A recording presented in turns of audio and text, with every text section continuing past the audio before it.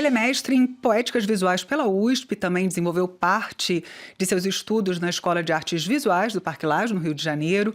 Expõe em todo o Brasil e em países da América Latina como artista, mas também como curador. Na Europa, já expôs na Suécia, em uma Bienal em Portugal, foi selecionado para uma residência artística na Dinamarca. Ele coleciona uma extensa lista de prêmios concedidos pela Funarte, Itaú Cultural, foi finalista do prêmio Marco Antônio Vilaça e o mais recente troféu aí nessa galeria é o Breeze Award de 2023. A RFI convida Oswaldo Carvalho. Olá, Oswaldo, tudo bem? Olá, André. Oswaldo, desculpa. Explicando um pouquinho para os nossos ouvintes, o Breeze é uma premiação criada pela Embaixada do Brasil em Londres, né, para apoiar a arte contemporânea brasileira nos mercados internacionais. E o edital é aberto, né, e recebeu inscrições de galerias e artistas do mundo todo. E um desses esforços, né, para dar visibilidade à arte contemporânea brasileira é um suporte para que a galeria que representa o artista exponha esse artista, né, o artista vencedor, em outros espaços, e tem inclusive uma exposição que acontece simultaneamente, né, em Londres, na Embaixada de Londres, que acontece paralelamente à Frieze Art Fair, que é uma das maiores feiras de arte contemporânea internacional.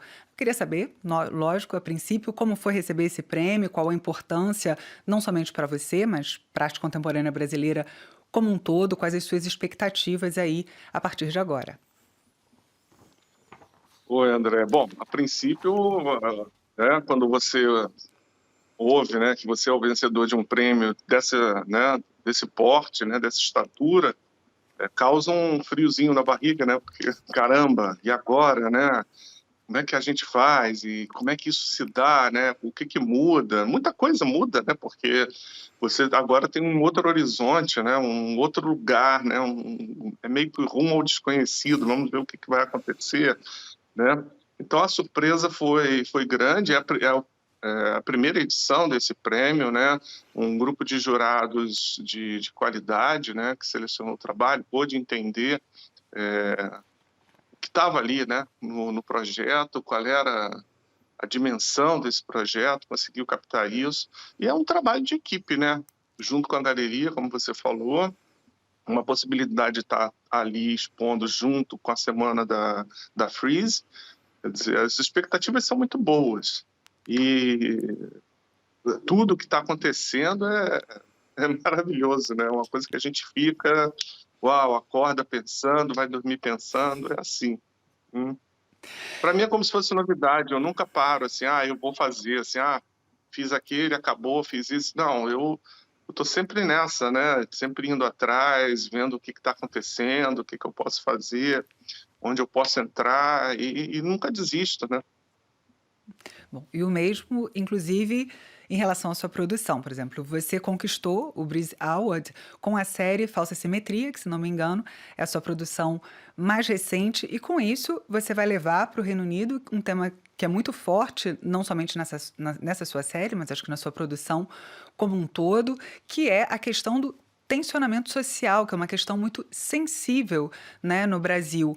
Que tensões são essas que você vai estar levando aí para a capital britânica? Quer dizer, como, né, no seu discurso você vai sensibilizar ou como você sensibiliza o público dessas questões sociais? Essas questões, elas são aprofundadas, né, por mim. Eu já vinha trabalhando alguma coisa assim nesse sentido, não só as questões sociais, né, as questões ambientais, no mundo também, né, sempre me tocaram muito, mas durante a pandemia isso foi mais forte, muito mais evidente, né? Na pandemia todo mundo em casa e na rua tinha gente, mas que gente era essa, né? Essa população que está desamparada, que não tinha outra alternativa senão continuar na rua, inclusive umas coisas estranhas, ampliação de território de busca, sabe, dos catadores, porque diminui, né, o movimento na rua, diminui a quantidade de latinhas, de garrafas, de papelão, de tudo. Quer dizer, passam a ter que procurar em outras áreas e há um conflito sobre isso, né? Coisas que você vai descobrindo só realmente junto, né? eu fui para a rua também nesse período, andei com eles por aqui, porque o meu entorno acabou sendo um local onde isso se dava muito, né. Eu tenho uma praça do lado da minha casa, que era uma praça de convívio das crianças, trazer os pets e tudo, e de repente essa praça está ocupada por vários moradores de rua, né, e a situação foi tão, eu acho que foi tão drástica, tão violenta, né, nesse momento, que não havia outro recurso, senão todo mundo começar a invadir todos os territórios possíveis para fazer isso acontecer. Então isso me toca profundamente e como artista eu sempre digo que é uma função do artista mostrar, olha, isso existe, isso está aqui. E eu creio que do meu particular, eu também esteja falando do mundo, eu creio que em outros lugares também tenha se dado dessa maneira, sabe? Eu não acho que é um caso isolado, não. Eu acho que no mundo, o mundo passou por uma grande dificuldade nesse período de pandemia. E países como o nosso são mais sensíveis a esse tipo de situação. Essas desigualdades, né? E Demais, né? uhum. E como você estava falando dessa questão, né, como se o seu espaço é um microcosmos, né, e você usa a arte para evidenciar essas questões sensíveis. Você usa com muita frequência, inclusive essa frase está nas suas redes sociais, você afirma que a arte é inevitável. O que há de inevitável na arte, na sua obra? É engraçado, né? Se tornou uma pergunta, né, tá sempre aí, né, no ar. Começaram a me perguntar por que eu faço essa afirmação, né, ela não é nem uma pergunta, é uma afirmação, né, a arte é inevitável. Isso é um caso meu, né, uma coisa que aconteceu comigo, um fato de que lá, quando eu era menino ainda, nas aulas de arte, eu fui mal numa das aulas, fiz um trabalho que eu achei que era excelente e acabou que não foi nada disso. Eu ganhei uma nota baixa, né, um 3, assim, como se fosse, sabe, uma nota muito baixa. Aquilo me traumatizou a ponto de eu abandonar a arte. Assim, eu que gostava, né? Gostava de estar inventando aquelas coisas, propondo, né? E não, nada daquilo não satisfazia de jeito nenhum o ideário da professora de arte, né? Aquilo, não, isso não. Realmente tinha muito mais para artesania, né, do que realmente fazer arte, né? E não era isso que eu tinha pensado naquele momento, né?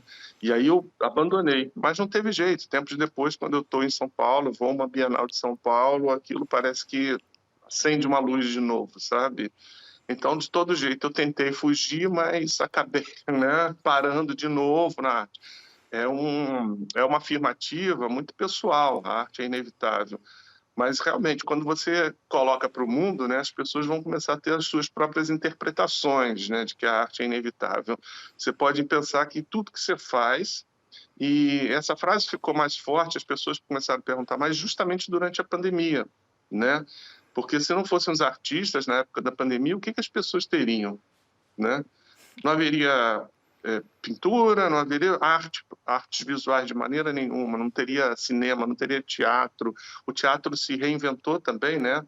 Passou a ser, né, aqui por esse canal, né? Foi muito interessante você se programar para sentar um dia de frente para a televisão para ver uma peça teatral, né?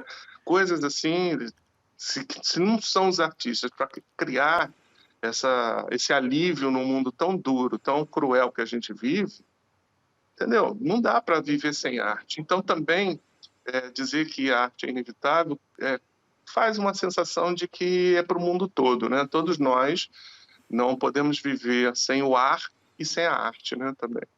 Que ótimo. E tá aí o prêmio para confirmar que a arte é inevitável para todos, inclusive para você. Parabéns pelo prêmio, sucesso na exposição em Londres. Para quem não puder ir em Londres, a exposição Falsa Simetria está em cartaz atualmente em São Paulo, até 1º de julho, na Janaína Torres Galeria. Bom, nós conversamos com o artista visual Oswaldo Carvalho, que acaba de ganhar o prêmio Breezy de Arte Contemporânea. Oswaldo, mais uma vez, obrigada pela sua participação aqui no RFI Convida. E eu agradeço o convite.